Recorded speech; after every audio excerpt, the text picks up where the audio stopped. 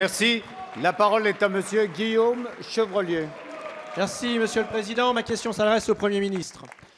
Monsieur le Premier ministre, le remaniement ministériel a des conséquences inattendues. La tentative de refonte de votre majorité se paie au prix cher pour l'ouest de la France. Alors que cette grande région agricole souffre déjà, la voilà impactée par l'incapacité du Président de la République à prendre une décision.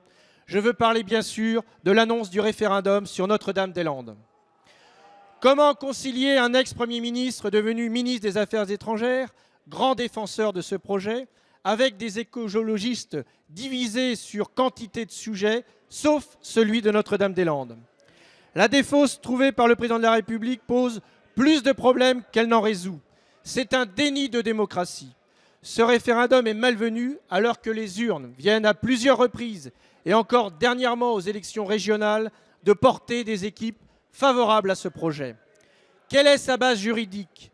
Qui peut l'organiser? Qui peut voter? Le seul département de la Loire-Atlantique? Sûrement pas, alors que plusieurs départements sont concernés et financent cet aéroport. Son résultat est d'ailleurs déjà contesté par les organisations écologistes et les zadistes qui annoncent d'ores et déjà qu'ils ne le reconnaîtront pas. Ce référendum montre une nouvelle fois l'incapacité de ce gouvernement à prendre des mesures courageuses. N'aurait-il qu'un objectif? Retarder la décision, jouer la durée avant une année électorale. Après l'alibi des décisions de justice, voilà qu'on se retranche derrière un référendum. L'autorité de l'État est à nouveau bafouée. Monsieur le Premier ministre, je vais donc vous demander de faire cesser cette mascarade, de faire appliquer la loi, de respecter la justice qui, par 155 décisions, autorise la lancée des travaux de cet aéroport du Grand Ouest. Merci, Monsieur Chevrollier. La parole est à Monsieur le Premier ministre Manuel Valls. Monsieur le député, j'ai déjà eu l'occasion, vous le savez, de m'exprimer devant la représentation nationale à propos du dossier et du projet Notre-Dame-des-Landes. Et je vous le confirme, je ne change pas et nous ne changeons pas de position. Oui, et je le répète ici, le projet de transfert de l'aéroport de Nantes sur le site de Notre-Dame-des-Landes est un projet important pour le développement économique et urbain de ce territoire et aussi pour la réduction des nuisances subies par les habitants de la métropole de Nantes et pour la préservation de l'environnement. Et je rappelle que le projet a été déclaré d'utilité publique en 2008. En juillet dernier, le tribunal administratif de Nantes a rejeté l'ensemble des recours déposés contre les arrêtés préfectoraux qui autorisaient le lancement des travaux. Ce projet, vous l'avez rappelé, est soutenu par l'ensemble des collectivités locales concernées.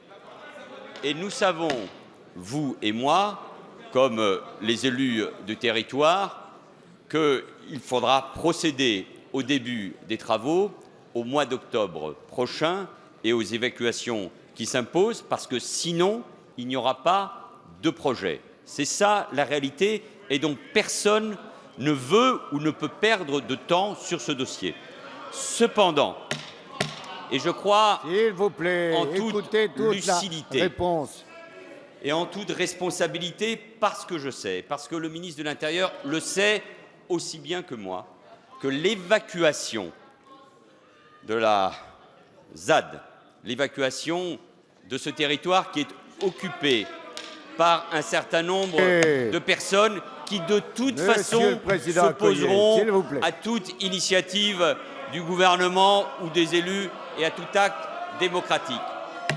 Nous savons que cette évacuation, et c'est la responsabilité du gouvernement de l'intégrer, se passera dans des conditions difficiles.